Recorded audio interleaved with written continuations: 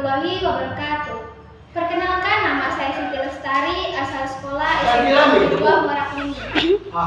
Di sini saya akan menyampaikan sebuah pidato yang bertema Ki Hajar Dewantara. Ki Hajar Dewantara yang dijuluki Bapak Pendidikan Nasional merupakan pahlawan yang berjasa dalam dunia pendidikan di Indonesia ketika masa penjajahan Belanda. Ki Hajar Dewantara yang terlahir dengan nama asli Raden Mas Wardi Sudjaningrat. Beliau lahir di Yogyakarta pada tanggal 2 Mei 1889.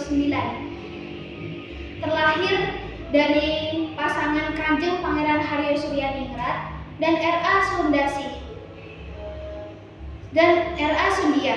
Ki Hajar merupakan keturunan kerajaan bangsawan Sri Sultan Hamengkubuwono I. Atas jasa dan pengorbanan beliau di dunia pendidikan, ditetapkannya sebagai Hari Pendidikan Nasional tepatnya pada tanggal yaitu 2 Mei. Perjalanan hidup Ki Hajar Dewantara. Sejak kecil Ki Hajar Dewantara tergolong anak yang mandek. Kok nggak muni? Perjalanan hidup Ki Hajar Dewantara. Sejak kecil Ki Hajar Dewantara tergolong anak yang lincah, berani, dan mudah bergaul. Ia tidak malu berkenalan dengan anak-anak keturunan Indo-Belanda.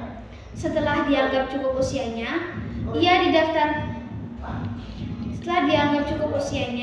ia didaftarkan ayahnya di Sekolah Dasar Belanda 3. Alhasil, Ki Hajar Dewantara pun cukup fasih dalam berbahasa Belanda. Setelah lulus dan mendapatkan predikat terbaik, beliau melanjutkan pendidikannya di Sekolah Guru Yogyakarta, Quick School. Tahun 1905, Ki Hajar Dewantara melanjutkan studinya di Sekolah Dr. Stovia Jakarta. Ia adalah anggota organisasi Budi Utomo yang pergerakan politiknya cukup dikhawatirkan oleh Belanda. Pada pertengahan tahun 1909, ia terpaksa keluar dari Stovia. Salah satu alasannya karena orang tua Ki Hajar Dewantara tidak mampu membiayai kuliahnya. Namun, kegagalannya itu tidak membuat Ki Hajar Dewantara putus asa. Keterampilan menulis.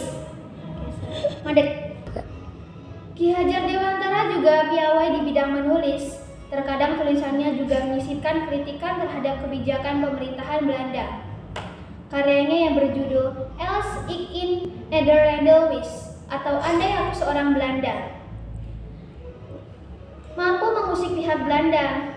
Akhirnya, Belanda geram dan menjebloskan Ki Hajar Dewantara ke penjara, tepatnya di daerah Pulau Bangka. Pendiri Taman Siswa, Ki Hajar Dewantara sempat mendapat LPC atau ijazah dalam bidang pendidikan. Inilah yang menjadi bekal Ki Hajar Dewantara memulai institusi pendidikan yang didirikannya dan juga mempergunakannya dalam mengembangkan aturan pendidikan. Setibanya di Indonesia, Ki Hajar Dewantara mendirikan organisasi Taman Siswa. Tujuan dibentuknya organisasi ini untuk memastikan seluruh anak pribumi tetap mendapatkan pembelajaran yang setara dengan kaum pria dan masyarakat Belanda di Indonesia pada saat itu. Ada 3 semboyan Ki Hajar Dewantara yang terkenal saat beliau mendirikan Taman Siswa. Semboyan berbunyi, Ingarso Sung Tulodo, di depan memberikan contoh, Ingmadya Mangun Karso, di tengah memberikan semangat, serta Tut Wuri Handayani, di belakang memberikan dorongan.